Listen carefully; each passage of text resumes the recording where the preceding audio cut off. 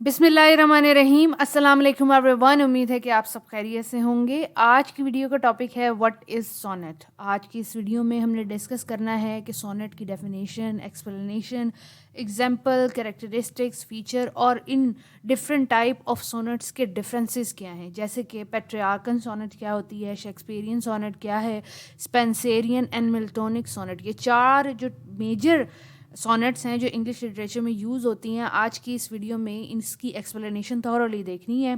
पर आज की इस वीडियो की तरफ जाने से पहले मैं बता दूं कि यूट्यूब पे मेरा चैनल है BSELN.com, या फिर आप कह सकते हैं BS इंग्लिश लिटरेचर नोट्स, जिस पे आपको लिटरेचर और लिंग्विस्टिक्स के बहुत सारे टॉपिक मिल जाएंगे। अच्छी बात यह है कि हर वीडियो के नोट्स मैं वीडियो के डिस्क्रिप्शन बॉक्स में दे देती हूँ। इस वीडियो के डिस्क्रिप्शन बॉक्स से भी आप नोट्स दे सकेंगे। पहला जो टॉपिक हमने स्टार्ट करना है वो डेफिनेशन से स्टार्ट करना है कि डेफिनेशन क्या है सोनेट की। सोनेट बेसिकली एक टाइप ऑफ पोइम है। लोग डिफरेंट तरह की पोइम लिखते हैं। एक तरह की एक टाइप ऑफ पोइम को सोनेट कहते हैं। किस टाइप ऑफ पोइम को सोनेट कहते हैं? वो जो किसी आइडिया पे या थॉट पे लिखी गई हो और उसको एक्सप्रेस किया गया उसके अंदर। फॉर एग्जांपल, मैं समझती हूँ कि औरतों की आज़ादी बहुत ज़्यादा ज़रूरी है। मैं उसके ऊपर एक ऐसी पोइम लिखती हूँ जो इन 4 पैटर्न्स से मिली हुई है, तो या फिर वो 14 लाइनों की पोइम है, तो उसको सोनेट कहलाते हैं। मैं भी आपको एक्सप्लेन करूँगी कि सोनेट होती क्या है, सिर्फ डेफिनेशन बता रही हूँ।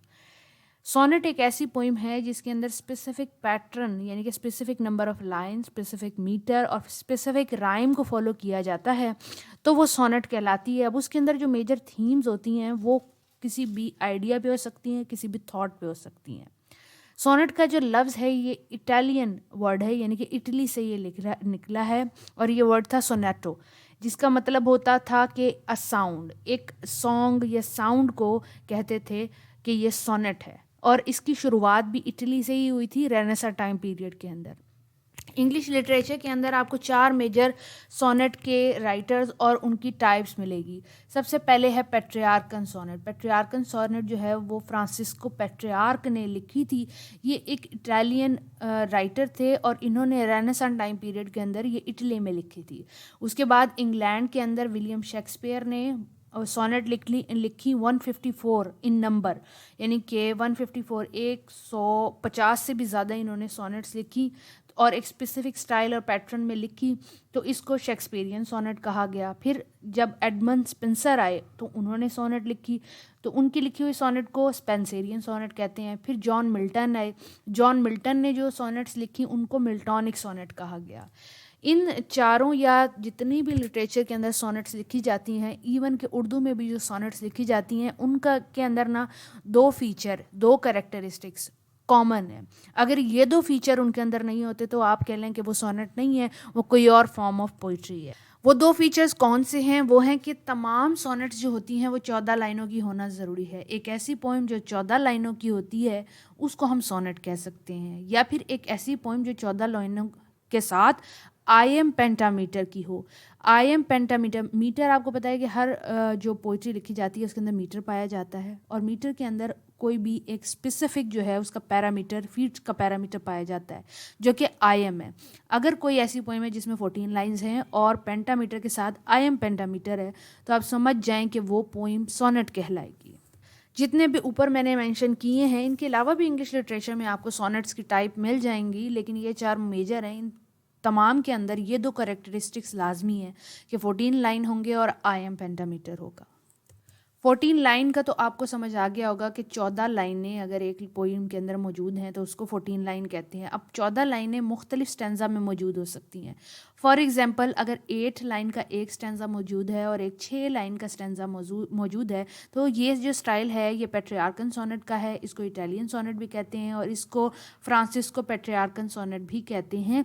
ये इटली में इसकी शुरुआत हुई थी। अगर कोई सोनेट ऐसी है जिसके अंदर आपको 3 क्वार्टरेन मिल जाते हैं, यानी कि 3 ऐसे स्टैंजा मिलते हैं जो 4 लाइनों पर हैं, और आखिर में एक 2 लाइनों का स्टैंजा यानी कि कपलेट मिलता है, तो ये शेक्सपियर का स्टाइल था और इसको शेक्सपियरियन स्टैंजा कहते हैं। आगे स्पेंसर का और मिल्टॉनिक का मैं आपको बताती हूँ।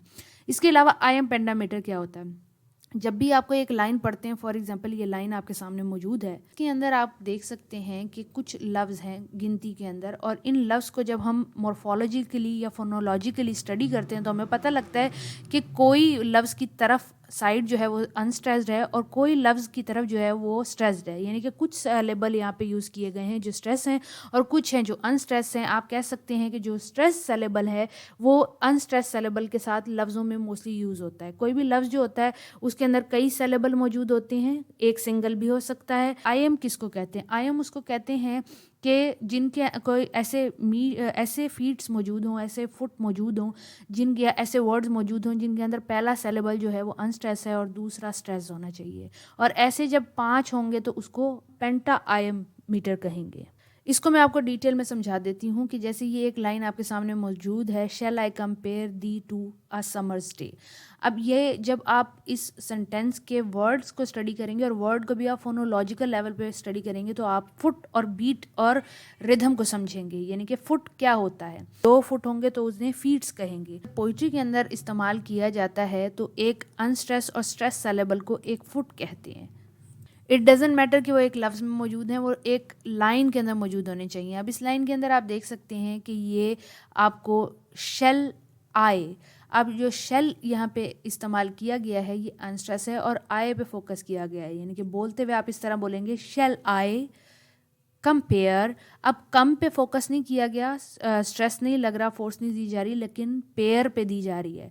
शेल आई कंपेयर, अब कम छोटा बोला गया और पेयर में ज़्यादा फोर्स दी गई है। इसी तरह दी टू आ समर, अब समर के अंदर भी आप देख सकते हैं कि स जो है इस पे ज़्यादा फोकस है, ज़्यादा एयर है, ये स्ट्रेस्ड है, और मर जो है वो स्ट्रेस नहीं है।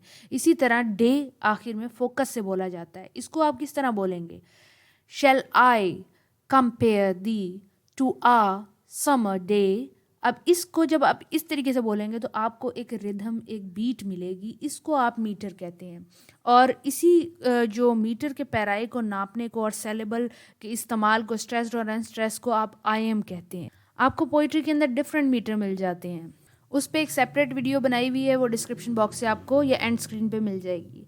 अब ये एक जितने भी इंग्लिश के वर्ड्स हैं, फॉर एग्जांपल ये वर्ड डिलाइट है, अब इसके अंदर भी एक अनस्ट्रेस्ड है और दूसरा स्ट्रेस्ड है। 1 डे, ऑब्वियसली जब आप बोलते हैं 1 डे, इस तरह तो नहीं बोलते 1 डे, डे पे आपका फोकस जा रहा होता है। इसी तरह जब आप लफ्ज़ रिलीज बोलते हैं तो री पे आप फोकस नहीं कर रहे होते, लीज पे फोकस कर रहे होते हैं, ये ज़्यादा ड्रैग हो रहा होता है, इसलिए ये स्ट्रेस्ड है। पेंटा सिंपली 5 का मतलब है कि पेंटा का मतलब होता है 5। अगर आपके 5 फीट मौजूद होंगे, 5 ऐसे फीट मौजूद होंगे जिनमें पहला वर्ड अनस्ट्रेस और दूसरा स्ट्रेस होगा तो वो आई एम होगा, या फिर सिंपली 5 फीट ऐसे भी हो सकते हैं जिनमें स्ट्रेस और अनस्ट्रेस सिलेबल की बॉन्डिंग या लाइन के अंदर आपको मिल जाएगी। Now coming back to our sonnets, के सोनेट्स का स्ट्रक्चर हमने देख लिया, मीटर, रिदम, राइम सब देख लिया। अब हमने देखना है कि शेक्सपियरियन, पेट्रियार्कियन, मिल्टोनिक एंड स्पेंसेरियन में क्या फ़र्क है। जो शेक्सपियरियन सोनेट होती है वो 14 लाइन की है, हर सोनेट 14 लाइन की होती है। इसमें जो डिवीजन है ना वो इस तरह है कि 3 आपको क्वार्ट्रेन मिलेंगे, यानी कि 3 ऐसे स्टैंजा स्टार्ट में मिलेंगे जिनमें 4 लाइनें होंगी और फिर जो आखिर में 2 लाइनें बचती हैं वो एक कपलेट होगी। और राइमिंग स्कीम लाजमी इनकी A B C D E F G G होगी। जो शेक्सपियरियन सोनेट है वो स्पेंसेरियन सोनेट से बहुत मिलता है। जो एडमंड स्पेंसर हैं उन्होंने शेक्सपियर को कॉपी की है, लेकिन उनकी सिर्फ राइमिंग स्कीम का फ़र्क होता है कि A B B C D C D और ई। आप देखें कि जो आखिरी वाला जो सेकंड वाली लाइन है ना उसी से नेक्स्ट स्टैंजा शुरू होगा और फिर अगेन इसकी जो सेकंड वाली लाइन है उससे नेक्स्ट स्टैंजा स्टार्ट होगा। सिर्फ राइमिंग स्कीम का फ़र्क है, बाकी इनका पैटर्न बिल्कुल सेम है। ये भी 14 स्पेंसेरियन जो सोनेट है वो भी 14 लाइनों की है, इसके अंदर भी 3 क्वार्ट्रेन होती हैं और एक कपलेट होता है। हाँ, सिर्फ राइमिंग स्कीम जो शेक्सपियर की है वो ये है और जो स्पेंसेरियन है वो ये है। इसी तरह पेट्रियार्कन सोनेट जो है वो भी 14 लाइनों की पोइम है।